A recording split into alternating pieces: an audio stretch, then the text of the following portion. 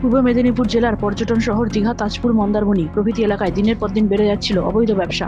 সেখানে বিভিন্ন লজগুলিতে এবং রাস্তার উপরে দাঁড়িয়ে অবৈধভাবে কাজকর্ম চালাতো বিভিন্ন রাজ্যের বিভিন্ন প্রান্ত থেকে আসা মহিলারা এবং এক শ্রেণীর অসাধু ব্যবসায়ী তাদেরকে ঘর ভাড়া দিত এবং বিভিন্ন অবৈধ কাজে লিপ্ত করত বলে জানা গেছে। এদিন রামনগর থানার পুলিশ পিছাবনি, চাউলখোলা প্রভৃতি বিভিন্ন জায়গা থেকে অভিযান চালিয়ে 22 জন মহিলা যারা দেহ ব্যবসার কাজে লিপ্ত ছিল তাদেরকে এবং এই ঘটনার সঙ্গে জড়িত আরও 5 জনকে গ্রেফতার করেছে, যারা ভাড়াটে এবং মিডলম্যান হিসেবে কাজ করত।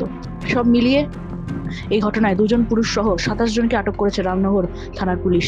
আজ তাদের কাছিয়া আদালতে তোলা হয়েছে। সাধারণ মানুষ জানিয়েছেন যে একের পর এক এই কুকর্ম বেড়ে যাওয়ায় এলাকার পরিবেশ নষ্ট হচ্ছিল এবং এই অভিযোগ বারবার পুলিশের কাছে আসছিল। তাই এদিন গভীর রাত্রে অভিযান চালিয়ে পুলিশ এদেরকে আটক করে।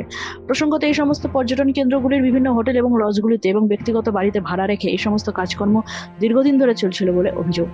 পূর্ব মেদিনীপুর থেকে নিজস্ব প্রতিনিধির রিপোর্ট, এনএম নিউজ।